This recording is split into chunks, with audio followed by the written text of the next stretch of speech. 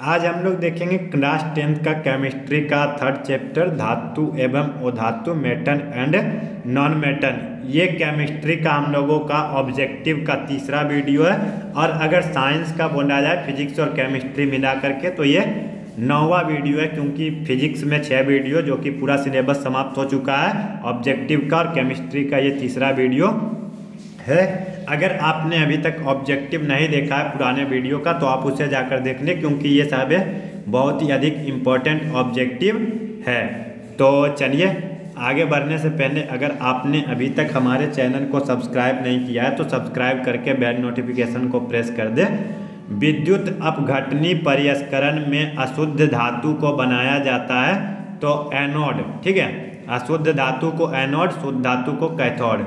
निम्नलिखित में कौन सबसे अधिक अभिक्रियाशील धातु है तो के, ठीक है, पोटेशियम। किस रासायनिक यौगिक को गर्म करके प्लास्टर ऑफ पेरिस बनाया जाता है? जिप्सम। लोहा एवं इस्पात को जंग से सुरक्षित रखने के लिए उन पर किस धातु की पतली परत चढ़ाई जाती है? जिंक की। आप देखे होंगे घर में भी बहुत सारा ऐसा बर्तन भी होगा जिसके नीचे में यानी क्या जिंक का परत चढ़ाया हुआ रहता है।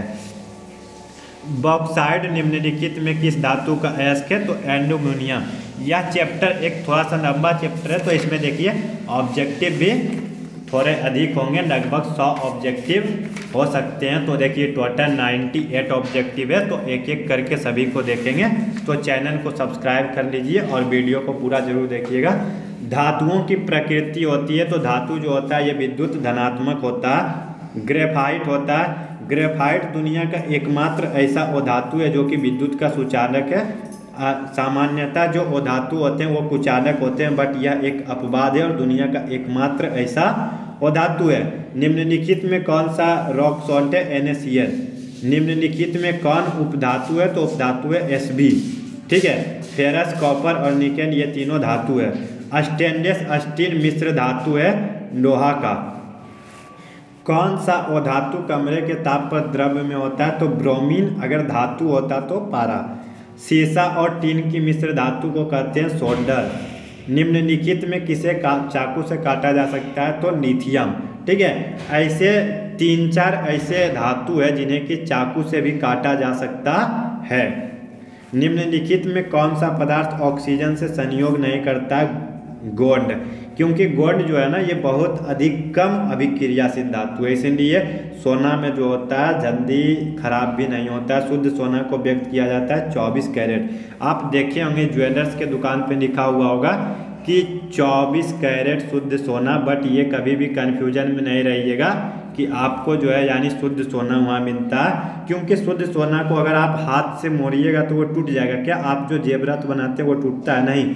तो उसे मजबूत करने के लिए क्या होता है उसमें अन्य धातु को मिलाया जाता है, लेकिन मिलाने का होता है 2 से 3 कैरेट। लेकिन दुकानदार अपने फ़ायदा को बढ़ाने के लिए 5 कैरेट, 6 कैरेट, 7 कैरेट उसमें मिला देते हैं। इसीलिए हम लोगों का जो सोना का जो जेवर होता है वो भी धीरे धीरे काला हो जाता है, क्योंकि उसमें और भी धातु मिलाया जाता है। लोहे की परमाणु संख्या, तो लोहे की परमाणु संख्या 26 और परमाणु, ठीक है, उसका परमाणु क्या होता है? Fe।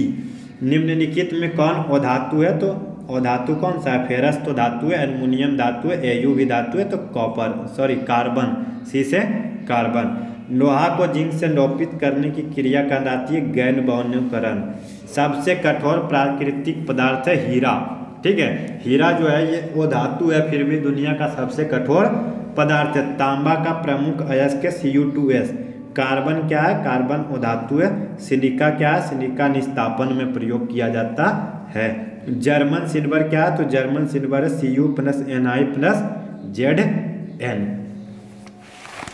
क्रियाशीलता श्रेणी में हाइड्रोजन के नीचे वाली धातुएं इनमें से कोई नहीं। अम्लों से अभिक्रिया कर हाइड्रोजन आयन देती है, हाइड्रोजन गैस बनाती है जन के साथ साधारण ताप पर। ये सभी ऊपर वाले करते हैं, नीचे वाले नहीं। निम्नलिखित में कौन सी धातु अम्ल राज्य के अलावा किसी अन्य अम्ल में नहीं घुलती है? Au, ठीक है, क्योंकि यह बहुत अधिक कम क्रियाशील होती है या अम्ल से घुलती नहीं। 1 ग्राम सोने से लगभग कितना लंबा तार बनाया जा सकता है? 2 किलोमीटर।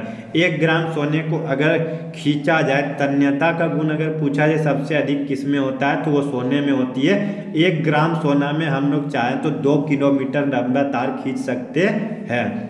सोडियम और क्लोरीन के बीच अभिक्रिया होने पर सोडियम परमाणु एक इलेक्ट्रॉन खोकर धनायन बनाता है। तत्व ए का इलेक्ट्रॉनिक विन्यास 286 और 2881 है। तो ए और बी के संयोग से बने यौगिक की प्रवृत्ति होगी आयनिक, ठीक है, क्योंकि इसमें 2 माइनस इसमें 1 प्लस है।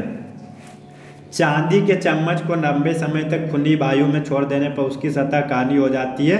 तो किस यौगिक के बनने के कारण ऐसा होता है? Ag2S, ठीक है। 1 मिनट। अब देखते हैं नंबर 31। ए और बी परमाणुओं के संयोग से आयनिक बंधन तब बनता है जब एक धातु और एक अधातु हो तो बनता हो आयनिक बंधन। निम्नलिखित में पीतल किसका उदाहरण है? तो पीतल एक मिश्र धातु है, ठीक है। वह परमाणु जो अपने संयोजी इलेक्ट्रॉन का त्याग आसानी से कर देता है कहलाता है विद्युत धनात्मक। जो त्याग करता है धनात्मक, जो ग्रहण करता है वो ऋणात्मक। सीनाबार किसका अयस्क है? तो पारा का अयस्क है। भोजन रखने वाले कनस्तर पर टीन की परत चढ़ाई जाती है, जिंक की नहीं, क्योंकि टीन की अपेक्षा जिंक महंगा होता है, क्योंकि जिंक जो होता है ये बहुत अधिक महंगा होता है और टीन सस्ता होता है। निम्नलिखित में कौन सी विधि लोहे की कढ़ाई को जंग लगने से बचाने के लिए उपयुक्त है? जिंक की परत चढ़ाकर, ठीक है। निम्नलिखित में कौन सी धातु ठंडे जल के साथ काफी तेजी से अभिक्रिया करके विस्फोटक आवाज उत्पन्न करती है? सोडियम। 1 मिनट, थोड़ा सीधा करने दीजिए। निम्नलिखित में कौन सी धातु जल के साथ बिल्कुल अभिक्रिया नहीं करती है? चांदी। कोई धातु ऑक्सीजन के साथ अभिक्रिया कर उच्च गलनांक वाला ऑक्साइड बनाती है या ऑक्साइड जल में विलय है, तो यह कौन सा तत्व है? कैल्शियम। कमरे के ताप पर द्रव अवस्था में रहने वाली धातु है, अभी हमने बताया था पारा, और अगर वो धातु है तो ब्रोमीन। एल्यूमिनियम पर उसके ऑक्साइड की मोटी परत बनाने की प्रक्रिया कहलाती है एनोडीकरण। मुक्त अवस्था में पाई जाने वाली धातु है सोना। सबसे अधिक सक्रिय धातु है पोटेशियम, यानी इन सभी में कौन है? पोटेशियम। अगर चांदी होता तो चांदी सबसे अधिक सक्रिय धातु है। सॉरी नहीं, वो चांदी जो है वो विद्युत क्रियाशील है, सक्रिय कौन है? पोटेशियम। संक्षारण की क्रिया निम्नलिखित में किसकी उपस्थिति में घटित होती है? तो वायु प्लस जलवाष्प, ठीक है। वायु अगर जलवाष्प रहेगा तो संक्षारण अधिक तेजी से होगा। सोने को पीटकर कितनी मिलीमीटर पतली चादर बनाया जा सकती है? तो 0.004 मिलीमीटर। और अगर लंबा तार पूछा जाए तो लंबा तार 2 किलोमीटर, क्योंकि वह लंबा बहुत अधिक हो सकता है। निम्नलिखित में किस धातु का विस्थापन उसके लवण के विलयन से लोहे द्वारा होता है? तांबा। लोहा, निकेल और क्रोमियम के मिश्र धातु को कहते हैं स्टेनलेस स्टील। सोल्डर है Pb+Sn, ठीक है। सोल्डर क्या है? Pb+Sn, lead plus tin. एक मिश्र धातु है, तो एक मिश्र धातु है क्या? कॉपर तथा जिंक की। हेमेटाइट किसका अयस्क है? तो लोहा का अयस्क है। फेरस का अयस्क है Fe का। विद्युत बल्ब का तंतु किस धातु का बना होता है? टंगस्टन का। विद्युत बल्ब का क्या होता है? टंगस्टन का बना होता है। 52 नंबर। आयरन एवं टीन में सबसे अधिक क्रियाशील धातु कौन है? तो आयरन। अधिकतर धातुओं के ऑक्साइड होते हैं क्षारकीय। निम्नलिखित में कौन निष्क्रिय गैस है? तो हीलियम, ठीक है, He, जिसका कि 2 है परमाणु संख्या। अब हम लोग क्या देखेंगे? नंबर 55। निम्नलिखित में से किस धातु को केरोसिन में डुबाकर रखते हैं? तो सोडियम को, क्योंकि यह बहुत अधिक क्रियाशील होती है। कॉपर एवं लेड में सबसे अधिक क्रियाशील धातु कौन सा है? लेड। निम्नलिखित में कौन सा लवण समुद्री जल में पाया जाता है? NaCl। Hg एवं कॉपर में सबसे अधिक क्रियाशील धातु कौन सा है? कॉपर। लौह स्तंभ का भार है, लौह स्तंभ का भार है 6 टन, ठीक है। यह लौह स्तंभ भारत में एक लौह स्तंभ है जिसका भार कितना है? 6 टन। किस विधि में कम ताप की आवश्यकता होती है? निस्तापन। निम्नलिखित में कौन 2 इलेक्ट्रॉन खोकर आर्गन जैसी अस्थायी इलेक्ट्रॉन विन्यास प्राप्त कर लेता है? तो आर्गन जैसा कैल्शियम का 20 है, जो कि 2 इलेक्ट्रॉन खोकर 18 बनाता है, 2 8 8। एक धातु जिसे चाकू से आसानी से काट सकते हैं, सोडियम, लिथियम, पोटेशियम, ये सभी 2-3 ऐसे धातु हैं जिन्हें चाकू से आसानी से काट सकते हैं, जो कि अपवाद है कठोरता के मामले में। एक धातु जो विद्युत और ऊष्मा की सबसे अधिक अच्छी चालक होती है, अभी हमने जस्ट बताया था कि विद्युत और ऊष्मा का सबसे अच्छा चालक होता है चांदी। एक धातु जो हथेली पर पिघलने लगती है, सीजियम। सर्वाधिक तन्य धातु है सोना, ठीक है। मिश्र धातु में एक धातु पारद हो तो उसे क्या कहते हैं, अमलगम। एक अधातु जो गैसीय अवस्था में पाई जाती है, हाइड्रोजन। An2O3 + 2NaOH से इसमें क्या बनेगा, NaAlO2। निम्न में से सर्वोत्तम चालक है वही Ag यानी चांदी। निम्न में उपधातु है सिलिकॉन। MgO यौगिक में कौन से आयन उपस्थित है, तो Mg2+ और ऑक्सीजन 2-, ठीक है। तो अभी हम देखेंगे यार 72 तक। अब देखेंगे 73। दो धातुएं जो प्रकृति में मुक्त अवस्था में पाई जाती है, तो Au और Ag। Fe भी पाया जाता है, बट Fe के साथ Na है तो Na नहीं होगा। सल्फाइड अयस्क का सांद्रण किस विधि से होता है, फेन प्लवन विधि के द्वारा। कार्बोनेट अयस्क को किस विधि से ऑक्साइड में बदला जाता है, निस्तापन। लोहा के प्रमुख अयस्क है हेमेटाइट। सिनेबार जो है ये शायद टीन का है। बॉक्साइट और क्यूप्राइट एल्यूमिनियम का है। बॉक्साइट किस धातु का अयस्क है, एल्यूमिनियम। इनमें से कौन आयनिक यौगिक नहीं है, KCl, ठीक है। पोटेशियम क्लोराइड, क्योंकि दोनों धातु है। पारा धातु का मुख्य अयस्क है, तो पारा धातु का मुख्य अयस्क है सिनेबार। लोहा ऑक्सीजन से संयोग करके क्या बनाता है, Fe3O4। कांसा का मुख्य अयस्क है, तो कांसा देखिए हम लोगों का मिलता है कॉपर प्लस Sn के मिलने से बनता है कांसा। तांबा और जस्ता की मिश्र धातु है पीतल। तांबा और जस्ता को जब मिलाते हैं तो क्या बनता है, पीतल। इनमें से किस धातु के पास चमकीलापन का गुण होता है, तो चमकता कौन सा है, तो नाइट्रोजन चमकता है। उभयधर्मी ऑक्साइड का उदाहरण है, तो उभयधर्मी ऑक्साइड है An2O3 एल्यूमिनियम ऑक्साइड। दो धातुओं या एक धातु या एक अधातु का समांगी मिश्रण कहलाता है मिश्र धातु। किसी मिश्र धातु में यदि एक धातु पारद यानी Hg हो, ठीक है, तो यह कहलाता है अमलगम। पोलोनियम क्या है, तो पोलोनियम है उपधातु। एक ऐसी धातु जो वायु में संचारित नहीं होती है, सोना, ठीक है। सोना वायु में संचारित नहीं होती है। CO2 गैस को जल में घुलाने पर कौन सी गैस बनती है, कार्बोनिक अम्ल।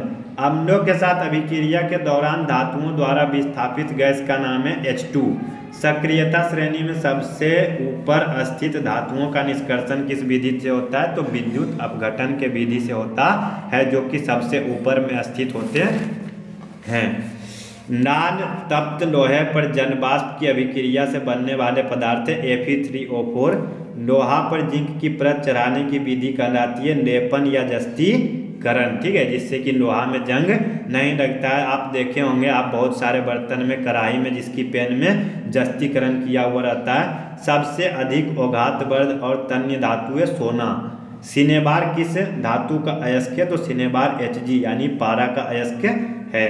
एक धातु जिसका संक्षारण होता है, तो देखिए लोहा का संक्षारण बहुत अधिक जल्दी से होता है। लोहा में बहुत अधिक जल्दी जंग लगता है।